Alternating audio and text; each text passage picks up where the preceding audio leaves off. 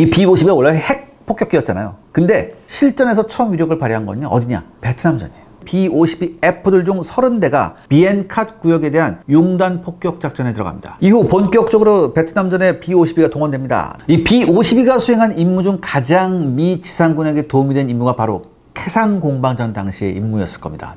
6대로 구성된 B-52D 편대가 3시간 간격으로 계속 날아와서 북베트남군에게 쉴 틈을 주지 않고 계속 폭격을 퍼부었습니다. 베트남 전쟁 기간 동안 무려 12만 6,615회의 소티가 이루어졌으며 총 31대의 B-52를 미 공군은 잃어버립니다. 이 중 18대가 북베트남 상공에서 격추 혹은 추락으로 이어진 심각한 공격으로 손실됐고요. 18대 중 15대는 라인베커2 기간 동안 집중적으로 이루어진 피해였습니다. 그런데요, 여기서 다시 한번 B-52한테 시련의 파도가 밀려듭니다.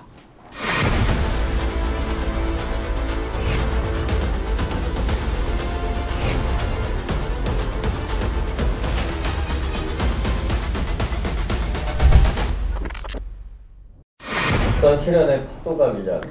바로 냉전의 종식이죠. 1991년에 미 전략공군은 B-52에 의한 24시간 공중대기 임무를 해제합니다. 그리고 이것은요, B-52 세력의 대대적인 감축을 의미했죠. 러시아와 전략무기 감축 협정까지 발효되면서 B-52 중 무려 365대가 폐기 대상이 되었기 때문입니다. 그리고 B-52의 폐기 처분은 매우 확실하게 진행이 돼요. 정찰 위성으로 잘 보이는 위치에서, 그것도 현장에는 러시아 측 이페인이 지켜보는 가운데 6톤이 넘는 길로틴 칼날로 B-52 날개를 단숨에 썰어버리는 그런 작업이 진행됩니다. 이 애리조나주의 항공기 보관 폐기장 아막이라고 여러분 아실 거예요. 여기에서 이 작업이 일사천리로 진행됩니다. 1994년에는 B-52G형이 완전히 퇴역하고요. 이제 남은 것은 B-52H형 뿐이죠.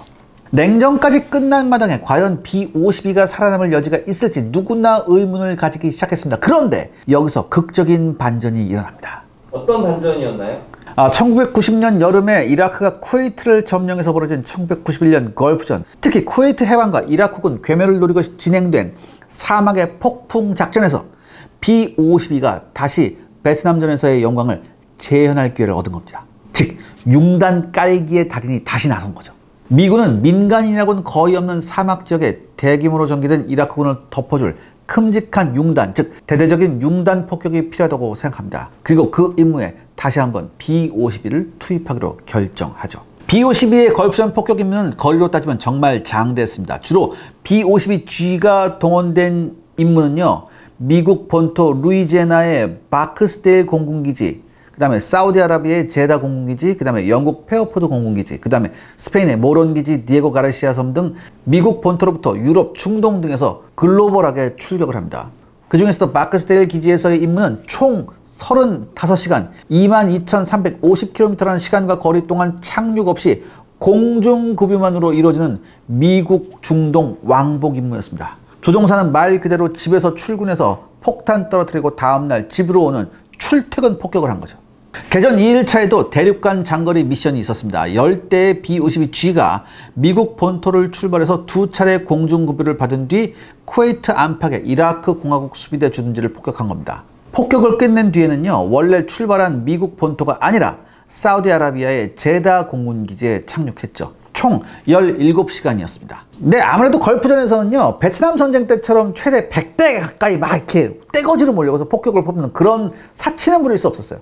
그런데 보통 1회 소티에 세도로 수행되는 B-52의 융단 폭격은요, 역시 다른 전술기에 의한 폭격과는 격이 달랐습니다. 보통 750파운드 폭탄 153발을요, 12.4 곱하기 1.6km 범위 안에 퍼부었단 말이죠. 이 정도로 대량의 폭탄을 집중적으로 퍼부을 수 있는 수단은 B-52밖에 없었어요. 그리고 이 범위 안은요, 그야말로 초토화가 됐습니다. 걸프전 당시 B-52G는 1741회의 소티를 뛰면서 다국적군이 투하한 폭탄의 40%에 해당하는 27,000톤의 폭탄을 떨굽니다. 특히 B-52의 융단 깔기는요, 실제 격파 전과가 아닌 다른 쪽에서도 전과를 올립니다. 바로 심리전이었죠. 여러분, 여기 삐라 보이십니까?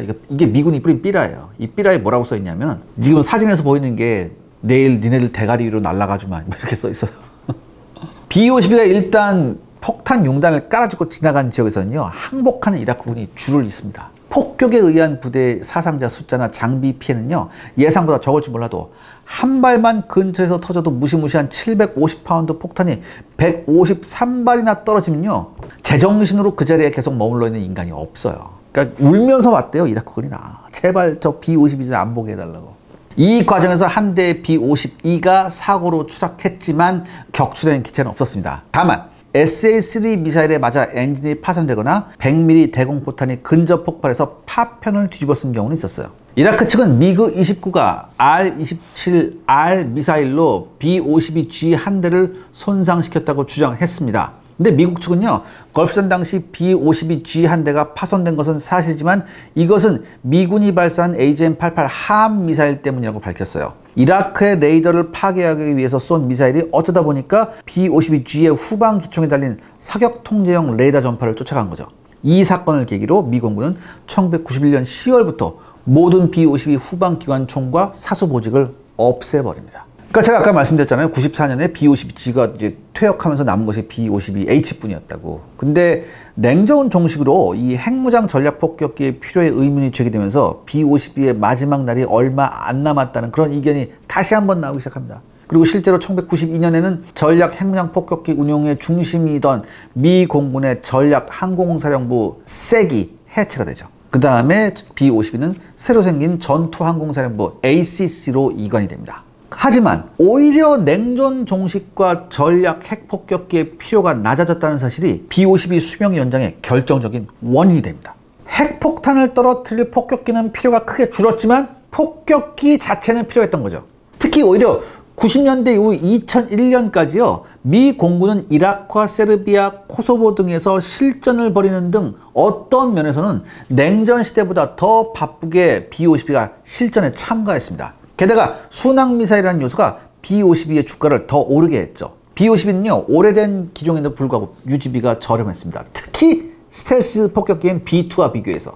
게다가 대량의 무장을 탑재한 채 먼 거리를 비행할 수 있고요. 정밀 유도 무기의 발달은 기체 자체의 비행 성능이 좀 떨어져도 얻어지는 결과는 큰 차이가 없게 만듭니다. 1996년 두 대의 B-52H가 괌에서 출격해 이라크의 방공망에 13발의 순항미사일을 투하한 것으로 탈냉전, 포스트 걸프전 시대의 새로운 임무를 시작하게 됩니다. B-52H형은 이때가 첫 실전이었어요.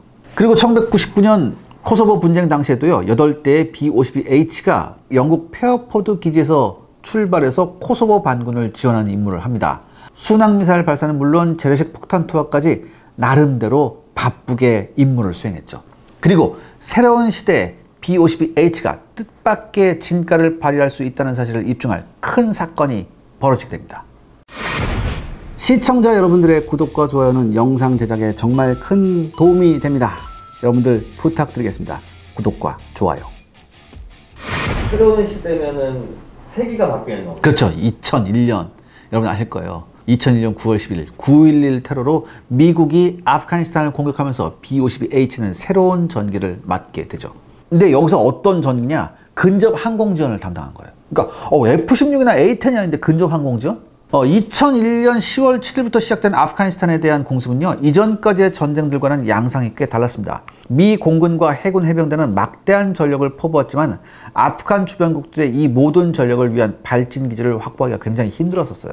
그렇기 때문에 많은 기체들이 멀리 디에고 가르시아나 항공모함대에서 발진했죠. 문제는 미국이 지상군 병력을 본격 투입한 것은 한 달가량 지난 다음의 일이었습니다. 그 사이에 미국은 아프가니스탄 지상에서 CIA와 미군 특수부대가 모은 반탈레반 세력과 함께 훨씬 강력한 탈레반에 와서 싸우면서 항공 지원에 크게 의존할 수밖에 없었어요.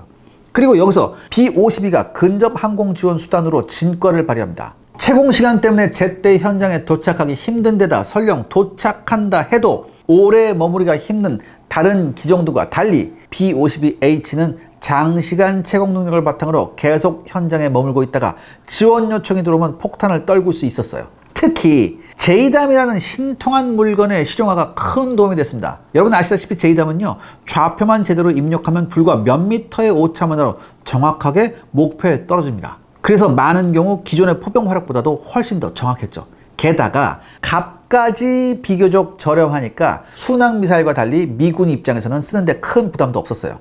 예전 같으면 전폭기가 저공으로 날아오며 해줬을 그럴 근접 항공 지원을 이제는 눈으로 잘 보이지도 않는 고공, 한 10,000m 상공에서 폭격기가 해준다는 사실은요, 지상의 미군한테는 복음과도 같았습니다. 이를 계기로 JDAM은 B-52H에서 실질적인 표준 장비가 됩니다. 그리고 이 과정에서 B-52의 새로운 전설이 생깁니다. 바로 3대가 타는 폭격기가 탄생한 거죠. 미 공군 B-52 승무원 중 할아버지가 탔고 아버지가 탔고 그리고 손자까지 3대가 B-52를 탄 그런 사례가 나온 거예요. 다만 아프가니스탄에서 B-52는요, 세월의 흔적도 보여줍니다. 아무래도 최신의 B-1에 비해서 능력의 제약이 있다는 사실이 여실히 드러난 거죠. B-1B는 아프가니스탄에서 B-52H보다 2배나 많은 무장을 달고 활약을 했습니다. 실제로 아프가니스탄에 투하된 항공무장의 60%가 B-1B에서 투하된 것이었죠. 그래서 이제 52가 은퇴하나요? 그렇지 않습니다. 미 공군에서 B-52H는요, 무려 2045년까지 사용이 확정된 상태예요. 근데 2045년에 퇴역이 확정된 게 아니에요. 사용이 확정된 거죠. 2012년에 미 공군은 이 기체가 2045년 이후에도 사용이 가능하다고 이미 선언을 했습니다. 이런 상황이기 때문에 B-52H형은 2060년대까지도 사용할 수 있다는 얘기가 나왔어요. 이렇게 되면 여러분들 B-52 시리즈 전체로는 100주년이라는 인류 역사상 전무후무한 기록을 세우게 됩니다. 그래서요, 미 공군 B-52H 승무원들 사이에서는요, 이런 농담이 돕니다. 최후의 B-52 승무원은 아직 태어나지도 않았다. B-52H는 20년 이상 늦게 나온 B-1B보다 더 오래 현역에 남을 예정입니다. B-1B의 퇴역 일정은 2030년대로 잡혀 있거든요. 그리고 미 공군의 신의 폭격기 B-21의 교체 대상이 바로 B-1이에요. 심지어 스텔스 폭격기이고 한참 늦게 나온 B-2조차 B-52H보다 먼저 퇴역할 가능성이 높다는 얘기가 돌고 있습니다. 물론 B-52의 유지 비용이 시간이 흐르면서 점차 비싸지는 추세입니다. B-52의 비행 시간당 비용은요, 평균 72,000달러예요. 그러니까 B-1B의 63,000달러보다도 비싸진 상황이 된 거죠. 참고로 B-2는 시간당 비용이 135,000달러입니다. 그러니까 이런 상황인지라 B-52H에는요, 최신의 스마트 무장이 통합됩니다. JDAM뿐만 아니라요, JSO나 JASM 같은 다양한 스탠드오프 무장도 운영이 가능해지죠. 이게 대부분 다 외부 파일런에서 운영돼요. 그리고요, 최근 미 공군의 2024 회계연도 예산 문서를 통해서 개량을 거친 B-52H는요, B-52J가 될 것이라는 것이 알려졌습니다. 그러니까 다시 한번 B-52는 이 성형수술대에 올라가는 겁니다. 그래서 진화하는 거죠. B-52H가 J로 가면서 받을 개량의 가장 큰 부분은 1960년대 H형 개량 당시 장착되었던 플랫 앤 휘트니 TF33 터보파 엔진을요, 롤스로이스의 F130 터보파 엔진으로 교체한 겁니다. 이 F130 엔진은요, 원래 이 비즈니스 제트기에 장착되는 엔진의 군용 버전이에요. 미 공군은요, 2020년 4월부터 TF33 엔진을 기존 상용 엔진으로 교체하는 상용 엔진 리엔지닝 프로그램 서프를 시작했습니다. 2021년 9월 B-52H 폭격기 76대에 장착할 608개의 교체용 엔진과 42개의 예비용 엔진을 포함하는 26억 달러 규모의 계약을 롤스로이스와 체결한 거죠. 미 공군은 F130 엔진이 기존 엔진 대비 30%의 연료 효율성을 지녔고 예상 수명 기간 동안에 오버홀이 필요하지 않기 때문에 정비 예산을 절감할 수 있어서 투자 비용이 충분히 회수될 것으로 기대하고 있습니다. 엔진 교체 외에도 통신 장비 및 항법 장비의 업그레이드와 조종석 업그레이드도 같이 병행이 됩니다. 현재까지 B-52H는 업그레이드를 여러 차례 받았지만요, 여전히 여러분 보시면 사진 보세요. 여전히 미친 듯이 많은 아날로그 계기판을 가지고 있어요. 하지만 이번에 업그레이드를 받으면서요, 아날로그 계기가 대부분 소멸한 글래스 콕핏으로 변신하게 됩니다. 이렇게 되면 승무원의 작업도 훨씬 수월해진 데다 필요한 승무원의 숫자도 5명에서 4명으로 줄어들게 되죠.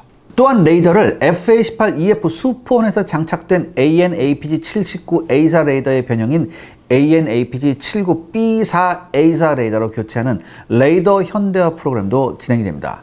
이 새로운 레이더의 탑재로 그동안 부품 공급 문제로 유지보수에 어려움을 겪었던 문제가 해결될 전망이죠. 또한 A사 레이더의 채택으로 수색, 지상 매핑 및 전자전 분야에서 향상된 능력을 얻게 될 것입니다.